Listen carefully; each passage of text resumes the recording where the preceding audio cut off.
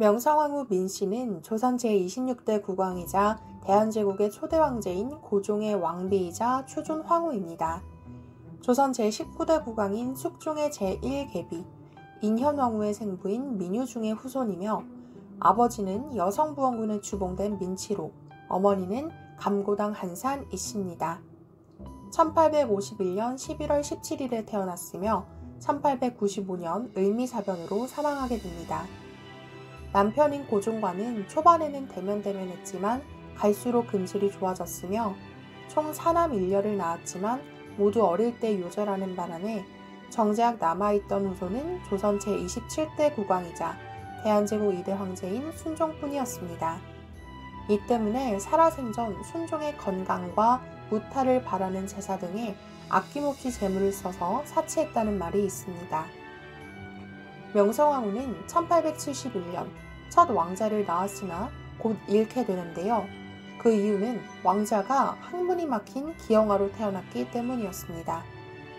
지금으로 치면 항문이 없는 항문 폐쇄증으로 의심되는데 이 때문에 왕자는 5일 만에 사망하게 됩니다.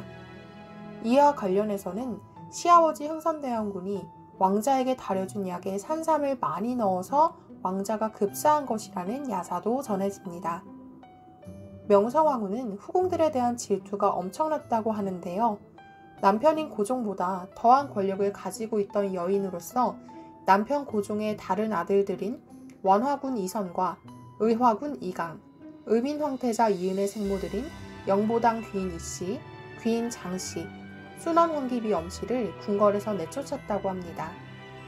고종 임금은 후궁이 많은 편은 아니었습니다. 하지만 승은을 입은 궁녀가 있으면 그 다음날 소리 소문 없이 사라졌다는 야사도 있습니다. 순원 황기비 엄씨 역시 명성황후에 의해 쫓겨났다가 을미사변 이후에나 다시 궁궐로 돌아올 수 있었습니다. 명성황후의 본명을 두고서는 여러 가지 설이 있습니다. 대중들에게 잘 알려진 이름은 민자영으로 자영이라는 이름은 소설이 출처라는데 줄리에트 모리오의 운영궁, 정비석이 쓴 소설 민비 등에서 나온 장명이라고 합니다. 다만 정비석은 창작이 아니라 어느 연구자의 이야기를 듣고 적었다고 합니다. 다른 이름으로 유력한 것은 아영인데 학술 자료의 기본으로 쓰이는 열성왕비세보, 열성황후왕비세보에는 아영으로 적혀 있습니다. 하지만 여흥민씨 집안에서는 입에서 입으로 전하다 보니 바뀌었다며 아영 대신 자영을 밀고 있습니다. 어린 민자영이 왕비간택에 참여하게 된 것은 1866년인데요. 민자영이 간택되어 왕비가 되는 과정은 동치 5년 병인 3월 가래도가 무게에 자세히 설명되어 있습니다. 우선 1866년 2월 15일 음력 1월 1일 대왕 대비 조씨가 조선에 있는 11세에서 17세 사이의 모든 처녀들에게 금운령을 내렸습니다. 그리고 음력 2월 25일 초간택을 진행했고 이후 김우근, 조면호, 서상조, 유추원의 딸 등과 함께 재간택에 들어갔습니다.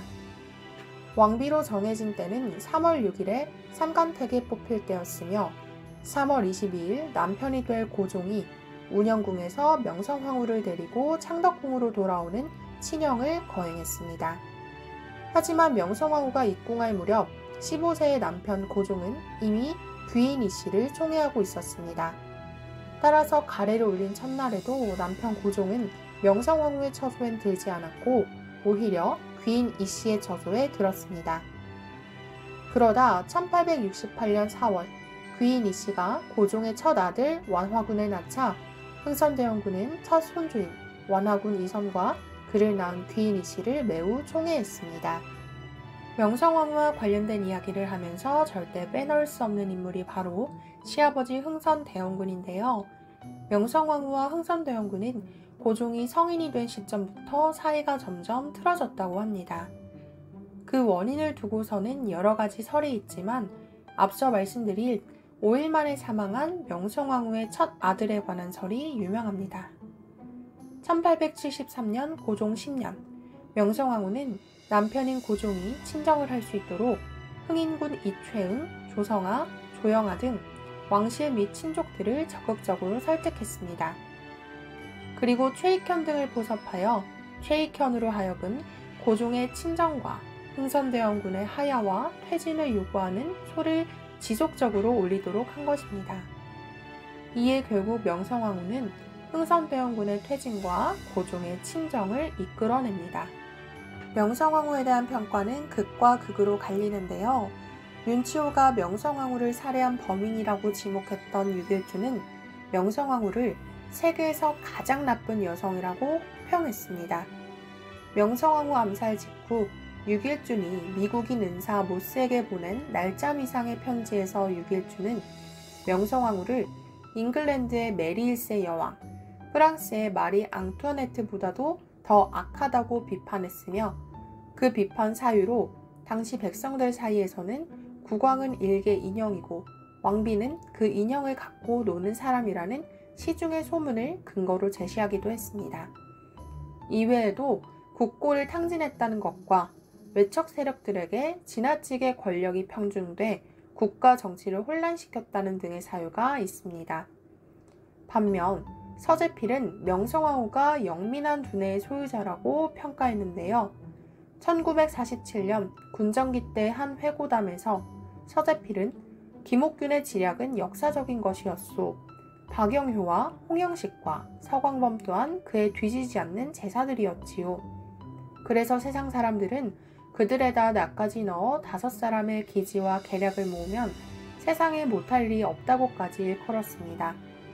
그런데도 그 5사람이 함께 민비 앞에 나가면 을의 민비에게 기선을 잡혀서 머리를 극적거리며 물러나오기 마련이었지요. 민비는 실로 당할 길 없는 지략과 재략을 지닌 걸물이었소라며 그녀가 사태 분석에 기민했다고 평했습니다. 이외에도 명성황후에 대해 일본인을 제외한 외국인들은 대체적으로 좋게 평가했는데요. 한결같이 명성황후가 영리한 판단력과 뛰어난 외교력을 지닌 교양 있는 여성을 강조합니다. 다만 정치적 이해 관계에 예민하지 않은 민간인들의 기록이 그러했습니다. 오늘은 학문 없는 아들을 출산하고 을미사변을 겪으면서 격동의 시기를 보냈던 명성황후에 대해 정리해보았습니다. 오늘 영상이 즐거우셨다면 구독과 좋아요, 댓글까지 꼭꼭 부탁드립니다. 영상을 만드는데 정말 큰 힘이 됩니다. 감사합니다.